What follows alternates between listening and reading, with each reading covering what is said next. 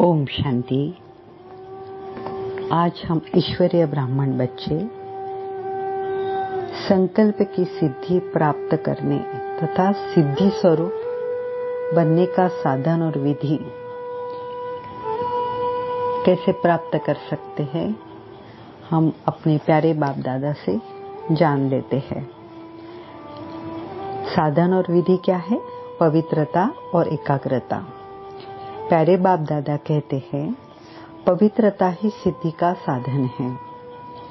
तीव्र पुरुषार्थ ही सहज विधि, जिससे सहज सिद्धि प्राप्त हो जाए, अर्थात सदा सिद्ध स्वरूप हो जाए। संकल्प, बोल व कर्म सिद्ध हो जाए, जिससे विश्व के आगे प्रसिद्ध होंगे।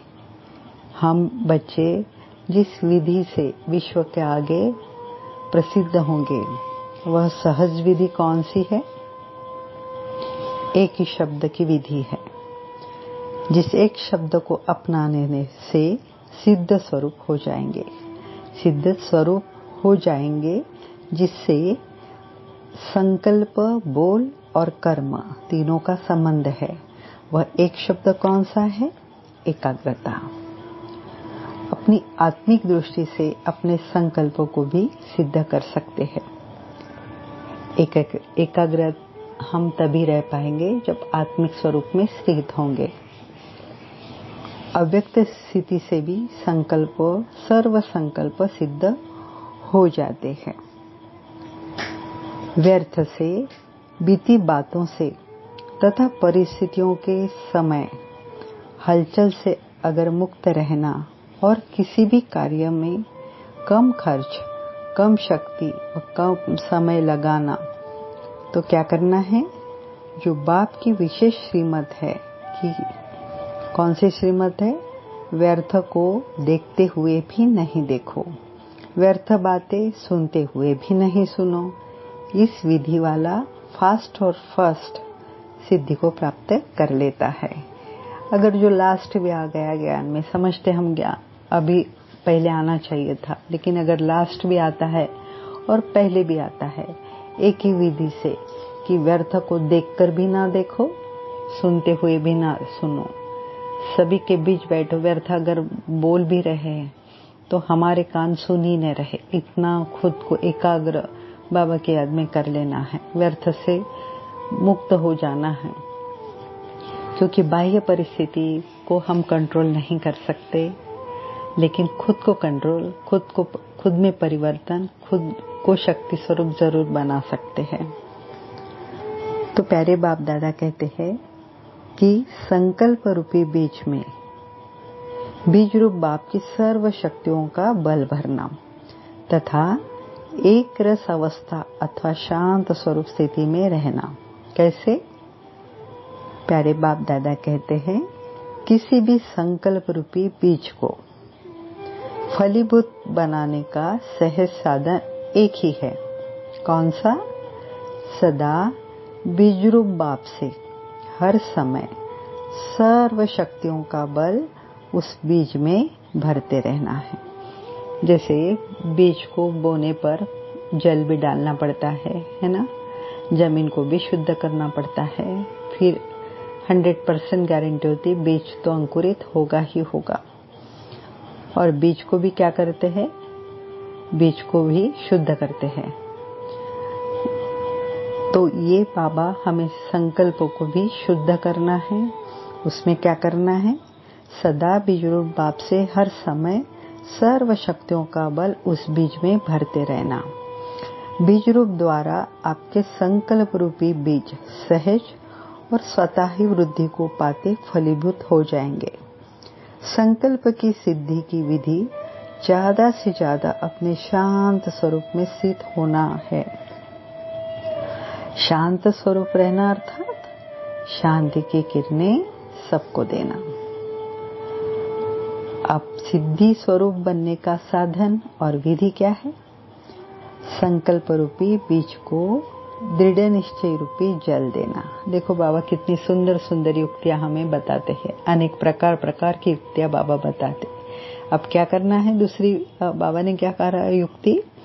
संकल्प रूपी बीज को दृढ़ निश्चय रूपी जल देना, एकाग्रता और एकांतवासी होकर रहना। तो इस पर प्यारे बाप दादा ने बताया है, संकल्प रूपी बीज को दृढ़ निश्चय रूपी जल से, यह तो हुआ ही पड़ा है, होना ही है। कौन सा दृढ़ निश्चय रूपी जल है?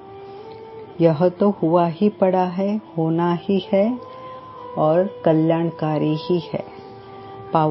इस जल द्वारा संकल्प रूपी बीज को पावरफुल बनाओ, तभी प्रत्यक्ष सिद्धि स्वरूप हो जाएंगे। जैसे आपके यादगार चित्रों द्वारा सिद्धि प्राप्त करने वालों की विशेष दो बातों की विधि सुनाई ना, एकांतवासी और एकाग्रता। भक्त भी क्या करते हैं? एकांत में जाकर बैठते हैं। कुछ प्राप्त करना हो उनके आराध्य से, अगर किसी देवी देवताओं को मानते हैं तो उनके आगे बैठकर शांत बैठकर तपस्या करते हैं। यही विधि कल्प पहले माफिक साकार में अपनाओ। एकाग्रता कम होने के कारण क्या होता है? दृढ़ निश्चय की कमी होती है। हम ही दृढ़ निश्चय करते हैं कि ये होना ही है, हुआ ही पड़ा है, और फिर हम ही क्या करते हैं? होगा कि नहीं, मुझसे होगा क्या? ये कमजोर संकल्प चलाकर हम उसे क्या करते हैं? कम कर देते हैं, पावर, उसकी शक्ति कम कर देते हैं। एकांतवासी कम होने के कारण ही साधारण संकल्प बीज को कमजोर बना देता है। इसलिए इस विधि द्वारा सिद्धि स्वरूप बनो। श्रेष्ठ अथवा यथार्थ विधि और सिद्धि। तो विधि श्रेष्ठ है, यथार्थ है तो सिद्धि है, और विधि श्रेष्ठ या यथार्थ नहीं है तो सिद्धि नहीं है। विधि माना प्रोसेस, जो भी बात करनी है हमें श्रीमत अनुसार करनी है, जो भी कर्म करने हैं विधिवत करने हैं। तो बाबा ने एक बार कहा था, जो भी इस पुरुषोत्तम संगम युग पर विधिवत करेंगे तो उनकी पूजा भी विधिवत होगी। जो भी संकल्प करते हैं अगर यथार्थ विधि पूर्वक है तो सिद्धि जरूर होती है। यथार्थ विधि की संपूर्ण सिद्धि अवश्य प्राप्त होती है। जहाँ श्रेष्ठ विधि है वहाँ सिद्धि जरूर है। जो भी संकल्प करते हो ना, अगर यथार्थ विधि पूर्वक है तो उनकी रिजल्ट क्या निकलेगी? सिद्धि। तो हर संकल्प व कर्म अगर विधि पूर्वक है तो सिद्धि जरूर होती है। अगर सिद्धि नहीं है तो विधि पूर्वक भी नहीं है। तो चेक करें, अगर संकल्प हमारे सिद्ध नहीं हो रहे तो जरूर उसमें मिलावट है, व्यर्थता जरूर है। ये होगा ही, क्योंकि साक्षात हमें बाप दादा कह रहे, अगर संकल्प सिद्ध नहीं हो रहा है तो चेक करें।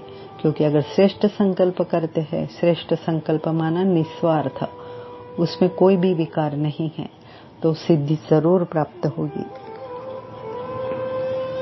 जितनी विधि उतनी सिद्धि। विधि पूर्वक करते हैं तो सिद्धि भी मिलती है। तो विधि को जानो और सेकंड में विधि द्वारा सिद्धि को प्राप्त करो। श्रेष्ठ संकल्पों की ही सिद्धि होती ही है। अभी संकल्प व्यर्थ बहुत चलते हैं। बाप दादा ने क्या नोटिस किया कि अभी संकल्प व्यर्थ बहुत चलते हैं। व्यर्थ संकल्प मिक्स होने से समर्थ नहीं बन सकते हो। तो जो संकल्प रचते हो ना, तो उसकी सिद्धि नहीं होती है। व्यर्थ संकल्पों की सिद्धि तो हो ही नहीं सकती।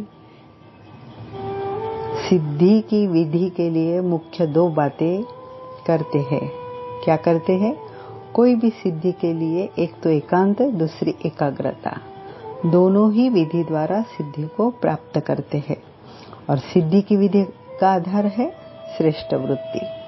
अगर श्रेष्ठ वृत्ति है तो यथार्थ विधि भी है, और यथार्थ विधि है तो सिद्धि श्रेष्ठ है ही।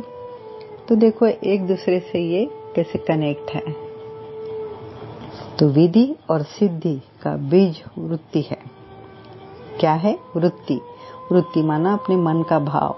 श्रेष्ठ वृत्ति सदा भाई भाई की आत्मिक वृत्ति हो, यह तो मुख्य बात है ही। लेकिन साथ साथ संपर्क में आती हुई आत्मा के प्रति कल्याण की, स्नेह की, सहयोग की, निस्वार्थपन की, निर्विकल्प की वृत्ति हो, निर्व्यर्थ संकल्प वृत्ति हो।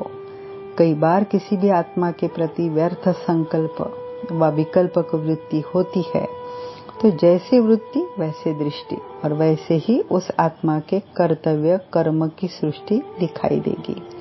कभी कभी बच्चों का सुनते भी है और देखते भी है, वृत्ति के कारण वर्णन भी करते हैं, चाहे वह कितना भी अच्छा कार्य करे, लेकिन वृत्ति व्यर्थ होने के कारण सदा ही उस आत्मा के प्रति वाणी भी ऐसे ही निकलती है कि यह तो ऐसा ही है, होता ही ऐसा है।